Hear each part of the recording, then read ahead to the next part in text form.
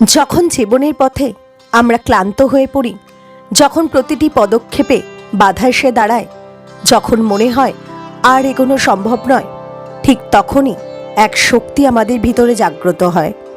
আর সেই শক্তি হলেন মা, দেবী শক্তি। চৈত্র নবরাত্রির এই পবিত্র সময়ে আমরা পুজো করি সেই 9টি রূপের, যারা আমাদের জীবনের প্রতিটি অন্ধকার দূর করে আলো নিয়ে আসেন। আজ আমরা জানব সেই মহাশক্তির দ্বিতীয় রূপ, দেবী ব্রহ্মচারিণী, যিনি ত্যাগ, সাধনা ও অদম্য ইচ্ছাশক্তির প্রতীক। তার জীবনের গল্প শুধু পুরাণ নয়, এটা আমাদের জীবনেরও শিক্ষা। চলুন শুরু করি এক অনন্য আধ্যাত্মিক যাত্রা। দেবী ব্রহ্মচারিণী হলেন মা দুর্গার দ্বিতীয় অবতার। ব্রহ্ম মানে তপস্যা বা কঠোর সাধনা, আর চারিণী মানে যিনি সেই পথে চলেন, অর্থাৎ যিনি কঠোর তপস্যার মাধ্যমে ঈশ্বরকে লাভ করেন, তিনিই ব্রহ্মচারিণী। এই রূপে মা সম্পূর্ণ সাদাসিধে, শান্ত এবং তপস্বিনী। তার দুই হাত, ডান হাতে জপমালা আর বাঁ হাতে কমণ্ডলু মানে জলের পাত্র। এই রূপটি আমাদের শেখায় জীবনে বড় কিছু পেতে হলে ধৈর্য, ত্যাগ এবং একাগ্রতা দরকার। কল্পনা করুন, এক নির্জন হিমালয়ের মাঝে, চারিদিকে বরফে ঢাকা পাহাড়, নিঃশব্দ প্রকৃতি। সেখানে বসে আছেন এক দেবী, শুভ্র বস্ত্রে আবৃত, চোখে শান্তি, মুখে দৃঢ়তা। তিনিই হলেন দেবী ব্রহ্মচারিণী। তার প্রতিটি পদক্ষেপে আছে তপস্যার শক্তি, তার প্রতিটি নিঃশ্বাসে আছে ভক্তির মহিমা। একসময় হিমালয়ের কন্যা পার্বতী ছোট থেকেই ভগবান শিবকে স্বামী হিসেবে পাওয়ার সংকল্প নেন, কিন্তু এই পথ সহজ ছিল না। নারদ মুনি তাকে বলেন, হে দেবী, তুমি যদি মহাদেবকে পেতে চাও তাহলে তোমাকে কঠোর তপস্যা করতে হবে। এই কথা শুনে দেবী পার্বতী সব কিছু ত্যাগ করে শুরু করলেন এক অসম্ভব কঠিন সাধনা। প্রথমে তিনি 1000 বছর শুধুমাত্র ফল খেয়ে জীবন কাটালেন। তারপর তিনি পাতা খেতে শুরু করলেন, আর একসময় পাতাও ত্যাগ করে শুধু বাতাস খেয়ে বেঁচে থাকলেন। এই কঠোর তপস্যার জন্যই তার নাম হয় ব্রহ্মচারিণী। দেবী ব্রহ্মচারিণী শুধুমাত্র তপস্বিনী নন, তিনি হলেন অদম্য ইচ্ছাশক্তির দেবী, ধৈর্য ও সংযমের প্রতীক, আত্মবিশ্বাসের উৎস। যখন কোনো মানুষ জীবনে ভেঙে পড়ে, সব কিছু হারিয়ে ফেলে, ঠিক তখনই মা ব্রহ্মচারিণীর শক্তি তাকে নতুন করে বাঁচতে শেখায়। পুরাণে বলা হয়েছে, যে ভক্ত নিষ্ঠার সাথে মা ব্রহ্মচারিণীর পূজা করেন, তার জীবনে মানসিক শান্তি আসে, আত্মবিশ্বাস বাড়ে, জীবনের বাধা দূর হয়। তপস্যা মানে শুধুমাত্র উপবাস বা কষ্ট করা নয়, এটি হলো নিজের মনকে নিয়ন্ত্রণ করা, লক্ষ্য থেকে না সরে যাওয়া, প্রতিকূলতার মাঝেও স্থির থাকা। যেমন একটি গাছ যখন ছোট থাকে তখন ঝড় তাকে সহজেই ভেঙে দিতে পারে, কিন্তু সময়ের সাথে সাথে সেই গাছ শক্ত হয়ে ওঠে। ঠিক তেমনই তপস্যা আমাদের ভেতরের শক্তিকে জাগিয়ে তোলে। দেবী ব্রহ্মচারিণীর কৃপা পেলে মানুষের জীবনে যে পরিবর্তনগুলি আসে, সেগুলি হলো মানসিক শক্তি বৃদ্ধি। যারা দুশ্চিন্তা, ভয় বা হতাশায় ভুগছেন, মা তাদের মনকে শান্ত করেন। লক্ষ্য পূরণের শক্তি, যে কোনো কঠিন কাজ সম্পন্ন করার জন্য মা তার ভক্তদের দৃঢ়তা দেন। সম্পর্কের উন্নতি, পরিবারে অশান্তি দূর করে ভালোবাসা আর শান্তি নিয়ে আসেন। আধ্যাত্মিক উন্নতি, মনের ভেতরে ঈশ্বরের প্রতি ভক্তি বাড়িয়ে দেন। কেন চৈত্র নবরাত্রিতে মা ব্রহ্মচারিণীর পুজো বিশেষ গুরুত্বপূর্ণ? চৈত্র নবরাত্রির দ্বিতীয় দিনে দেবী ব্রহ্মচারিণীর পুজো করা হয়।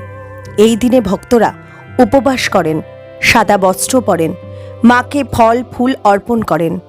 বিশ্বাস করা হয়, এই দিনে মাকে স্মরণ করলে জীবনের সমস্ত বাধা দূর হয়ে যায়। তার শক্তি শুধু পুরাণে নয়, আজও আমাদের জীবনেও প্রবাহিত। দেবী ব্রহ্মচারিণীর পূজার সঠিক সময়। চৈত্র নবরাত্রির দ্বিতীয় দিন দেবী ব্রহ্মচারিণীর জন্য নির্ধারণ করা হয় পুজোর। এই দিনে পূজার জন্য সবচেয়ে শুভ সময় হল সকালে সূর্যোদয়ের পর অথবা সন্ধ্যায় প্রদীপ জ্বালিয়ে। বিশেষ করে ব্রহ্ম মুহূর্তে অর্থাৎ ভোরবেলা মাকে স্মরণ করলে সবচেয়ে বেশি ফল পাওয়া যায়। পুজো করার জন্য খুব বেশি জটিল কিছু লাগে না। খুব সহজভাবে সাদা ফুল, ফল, প্রদীপ, জপমালা এবং গঙ্গাজল। তবে মনে রাখবেন, মা ব্রহ্মচারিণী সরলতা পছন্দ করেন, তাই ভক্তি থাকাটাই সবচেয়ে গুরুত্বপূর্ণ। পুজো করার ধাপ: স্নান করে পরিষ্কার সাদা পোশাক পরুন। একটি পরিষ্কার জায়গায় মায়ের ছবি বা মূর্তি স্থাপন করুন। একটি প্রদীপ জ্বালিয়ে মাকে প্রণাম করুন। ফুল, ফল ও জল অর্পণ করুন আর মন্ত্র জপ করুন। এটাই সবচেয়ে গুরুত্বপূর্ণ পূজার পদ্ধতি। ভক্তি ভরে এবং ধীরে ধীরে জপ করুন ওং দেবী ব্রহ্মচারিণৈ নমঃ। প্রতিদিন 108 বার এই মন্ত্র জপ করলে মন শান্ত হয়, আত্মবিশ্বাস বাড়ে, জীবনের বাধা দূর হয়। এই বিশেষ দিনে উপবাস করলে মা খুব দ্রুত সন্তুষ্ট হন। কিছু সময় একা বসে মাকে স্মরণ করুন। কোনো কৃত্রিমতা নয়, শুধু মন থেকে আপনার ইচ্ছার কথা বলুন। মা সব শুনবেন। এতক্ষণে আমরা জেনেছি মা ব্রহ্মচারিণীর তপস্যা, তার মাহাত্ম্য এবং পূজার নিয়ম। কিন্তু এখন একটি প্রশ্ন হলো, কেন তার তপস্যা এত শক্তিশালী ছিল? কিভাবে তার শক্তি আমাদের ভাগ্য পরিবর্তন করতে পারে? এবার আমরা প্রবেশ করব এক গভীর আধ্যাত্মিক জগতে, যেখানে আছে শক্তির রহস্য, ধ্যানের শক্তি এবং আত্মার জাগরণ। অনেকেই মনে করেন তপস্যা মানে শুধু কষ্ট সহ্য করা, কিন্তু বাস্তবে তপস্যা হলো এক ধরনের এনার্জি ট্রান্সফরমেশন।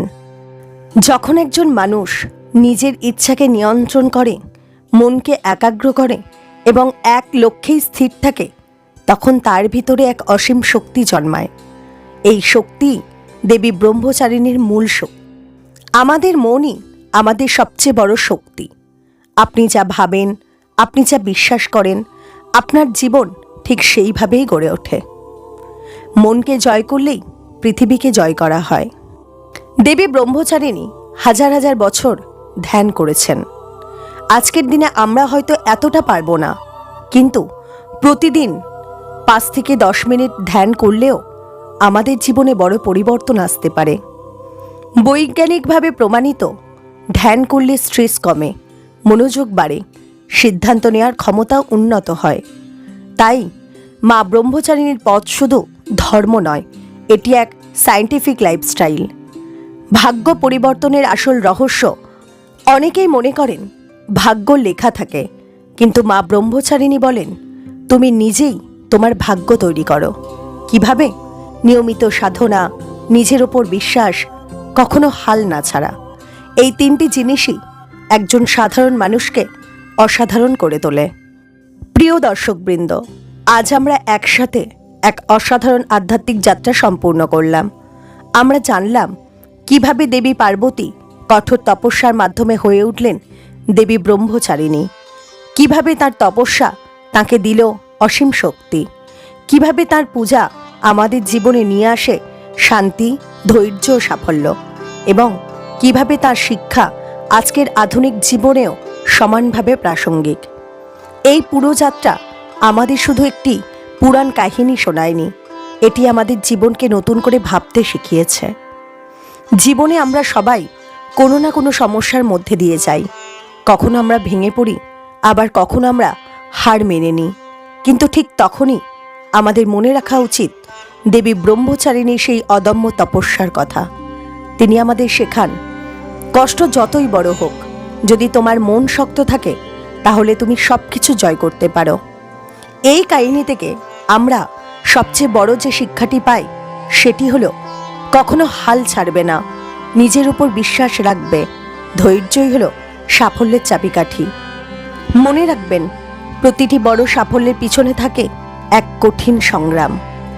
আপনি যদি আজ জীবনে কোনো সমস্যার মধ্যে থাকেন, তাহলে এই মুহূর্তে চোখ বন্ধ করুন, মা ব্রহ্মচারিণীর কথা ভাবুন আর নিজেকে বলুন, আমি শক্তিশালী, আমি পারব। বিশ্বাস করুন, এই একটি চিন্তাই আপনার জীবন বদলে দিতে পারে। মা ব্রহ্মচারিণী আমাদের বাইরে কোথাও নন, তিনি আছেন আমাদের ভিতরেই, আমাদের সাহসে, আমাদের ধৈর্যে এবং আমাদের বিশ্বাসে। হে মা ব্রহ্মচারিণী, আপনি আমাদের জীবনে শক্তি দিন, আমাদের মনকে দৃঢ় করুন, আমাদের সব বাধা দূর করুন। জয় মা ব্রহ্মচারিণী। যদি আপনি এই ভিডিও থেকে কিছু শিখে থাকেন তাহলে ভিডিওটিতে অবশ্যই একটি লাইক করবেন, আপনার অনুভূতি কমেন্টে জানাবেন, আর এমন আরও আধ্যাত্মিক ও অনুপ্রেরণামূলক ভিডিও পেতে আমাদের চ্যানেলটি সাবস্ক্রাইব করে রাখবেন। আপনার একটি সাবস্ক্রিপশন আমাদের আরও ভালো কন্টেন্ট তৈরি করতে অনুপ্রাণিত করবে। জীবনে যত অন্ধকারই আসুক না কেন, মনে রাখবেন আলো সবসময় আপনার ভিতরেই আছে। জয় মা ব্রহ্মচারিণী।